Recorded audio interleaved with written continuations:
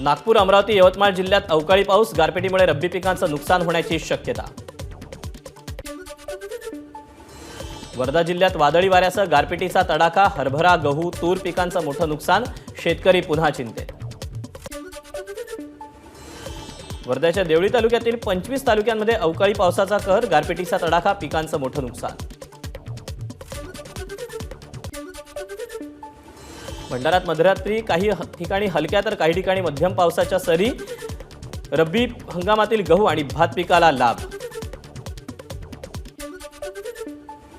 यवतमाळच्या खर्डा, येरणगाव, गोंधळी, गवंडी या गावांना गारपिटीचा तडाखा, गहू, हरभरा पिकांचं नुकसान, नुकसानग्रस्त शेतकऱ्यांकडून त्यांना मदत देण्याची मागणी। मराठवाड्यात विजांच्या कडकडाटासह पावसाची शक्यता, हवामान विभागाकडून जालना, परभणी, हिंगोली जिल्ह्याला येलो अलर्ट जारी, ढगाळ वातावरणाचा फळबागांना फटका बसण्याची शक्यता। मुंबईसह राज्यभरातून पुढचे 3 दिवस थंडी गायब होणार, 13 फेब्रुवारीपासून राज्यातील गारवा कमी होऊन हिवाळी हंगामाची सांगता होणार, हवामान विभागाकडून अंदाज व्यक्त। भूमी अभिलेख, मालमत्ता नोंदणी आणि खरेदी विक्रीचा कार्यालय तहसील आणि प्रांत कार्यालयात परिसरात होणार, महसूल मंत्री राधाकृष्ण विखे पाटील यांची घोषणा।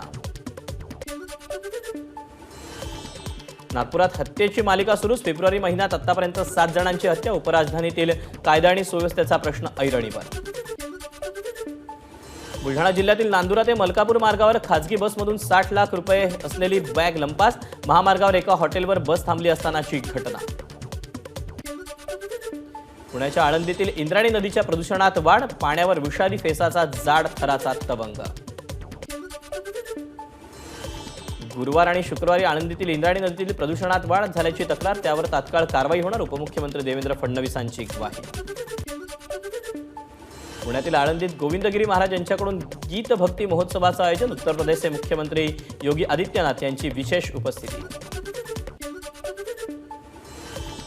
गोंदियात शासकीय वैद्यकीय महाविद्यालयाचं आज उपराष्ट्रपती जगदीप धनखड यांच्या हस्ते भूमिपूजन, राज्यपाल, मुख्यमंत्री शिंदेंसह दोन्ही उपमुख्यमंत्री राहणार उपस्थित।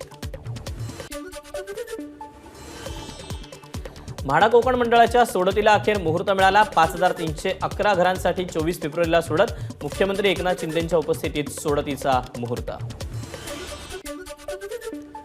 मुंबई महापालिकेच्या राखीव निधीच्या वापरात वाढ, सागरी किनारा मार्ग, वर्सोवा दहिसर जोड रस्ता, गोरेगाव मुलुंड जोड रस्ता, सांडपाणी पुनर्प्रक्रिया प्रकल्पांसाठी राखीव निधी काढण्यात येणार। मुंबईतील प्रदूषण रोखण्यासाठी पालिकेकडून कठोर उपाययोजनेला सुरुवात, रस्ते काँक्रिटीकरणात धूळ प्रदूषण झाल्यास कंत्राटदारासह रस्ते विभागावर दंडासह कठोर कारवाईचा इशारा। गुन्हे रद्द करण्यासाठी IRS अधिकारी समीर वानखडे उच्च न्यायालयात, आर्यन खान ड्रग्ज प्रकरणात वानखडेंविरोधात ईडीकडून गुन्हा दाखल। मुंबई उच्च न्यायालयाच्या वैयक्तिक सहाय्यक पदाचा पेपर फुटल्याचा आरोप, पेपरमधील काही मजकूर टेलिग्रामवर व्हायरल। मनोज जरांगेंच्या उपोषणाचा दुसरा दिवस, सरकारनं काढलेल्या अध्यादेशाचा मराठा समाजाला फायदा होत नाही तोपर्यंत आंदोलन सुरू ठेवण्याचा जरांगेंचा निर्धार। जालन्यातील अंबडचे तहसीलदार चंद्रकांत शेळकेंनी घेतली मनोज जरांगेंची भेट, जरांगेंनी उपचार घ्यावेत, जिल्हा प्रशासनाची विनंती, तर उपचार घेण्यास जरांगेंचा नकार। या महिन्यात विशेष अधिवेशन बोलावून मराठ्यांना ACBCचं आरक्षण मिळणार, जरांगेंना उपोषणाची गरज काय, चंद्रकांत पाटलांचा सवाल।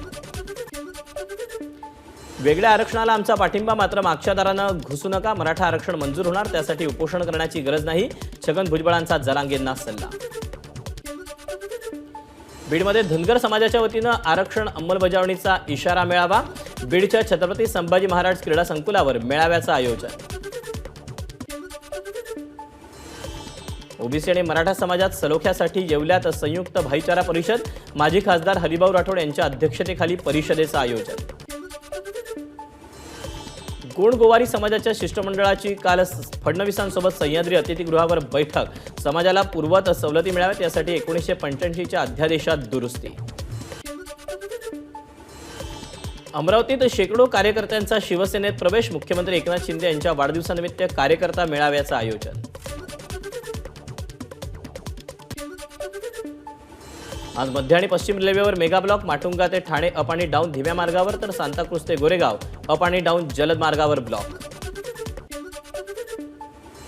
मुंबईच्या मध्य रेल्वेच्या लोकमान्य टिळक टर्मिनसवर 11 फेब्रुवारी ते 18 फेब्रुवारी दरम्यान मध्यरात्रकालीन ट्रॅफिक आणि पॉवर ब्लॉक. एलटीडी स्थानकातून सुटणाऱ्या आणि येणाऱ्या मेल एक्सप्रेस गाड्यांच्या वेळापत्रकात बदल.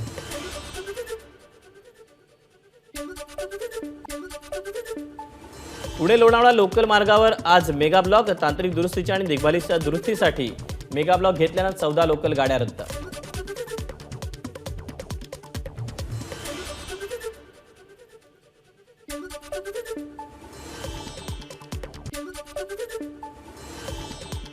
Nashik Pune semi high speed railway मार्ग आता व्हाया शिर्डी असा होणार. सध्याच्या मार्गात अनेक बोगदे तयार करावे लागणार असल्यानं मार्ग बदलण्याचा रेल्वे मंत्रालयाचा निर्णय.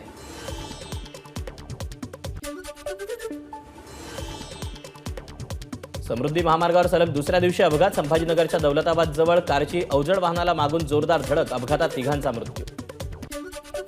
ठाकरे गटाच्या नेत्या सुषमा अंधारेंची मातृतीर्थ ते शिवतीर्थमुक्त संवाद यात्रा बीड जिल्ह्यात. पिंपळनेरमध्ये यात्रेचं जंगी स्वागत. अंधारेंचा शेतकऱ्यांशीही संवाद. अकोल्यात एका कार्यक्रमाच्या उद्घाटनासाठी आलेल्या पालकमंत्री विखे पाटील यांना उद्घाटन न करताच परतावं लागलं. घराच्या प्रश्नी बिर्ला कॉलनीतील कामगारांचं उपोषण सुरू असून त्यांच्या रोषाचा सामना विखेंना करावा लागला. नाशिकमध्ये मेळा बस स्थानक आणि विविध विकास कामांचं उपमुख्यमंत्री फडणवीसांच्या हस्ते लोकार्पण आणि भूमिपूजन. पालकमंत्री दादा भुसे आणि गिरीश महाजन, छगन भुजबळांची उपस्थिती. एखाद्याच्या मृत्यूवर राजकारण करणं हे मृत्यूपेक्षाही वेदनादायी. मुख्यमंत्री एकनाथ शिंदेंचा विरोधकांना टोला. आज काँग्रेस कोर कमिटीची बैठक. महाराष्ट्र प्रभारी रमेश चेन्नीथला यांच्या प्रमुख उपस्थितीत बैठकीचं आयोजन.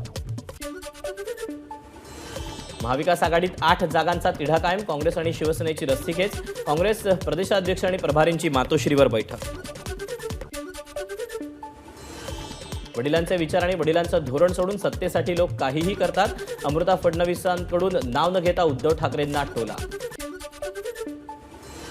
हिंदुत्व हा शब्द बोलायची उद्धव ठाकरेंची लायकी नाही. केंद्रीय मंत्री नारायण राणेंची उद्धव ठाकरेंवर टीका. मुख्यमंत्री असताना सभागृहामध्ये किती वेळा गेले? नारायण राणेंचा उद्धव ठाकरेंना सवाल. तर खुर्चीवर नीट बसले का?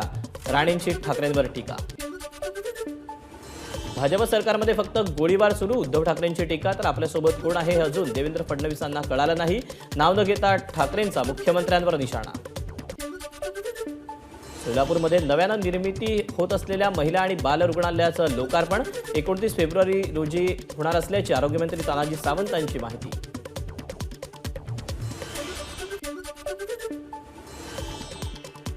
महर्षी दयानंद सरस्वती यांच्या 200व्या जयंतीनिमित्त सोलापुरात राष्ट्रीय हँडबॉल स्पर्धेचं आयोजन. देशातील विविध राज्यातून आलेल्या 23 संघांचा स्पर्धेत सहभाग.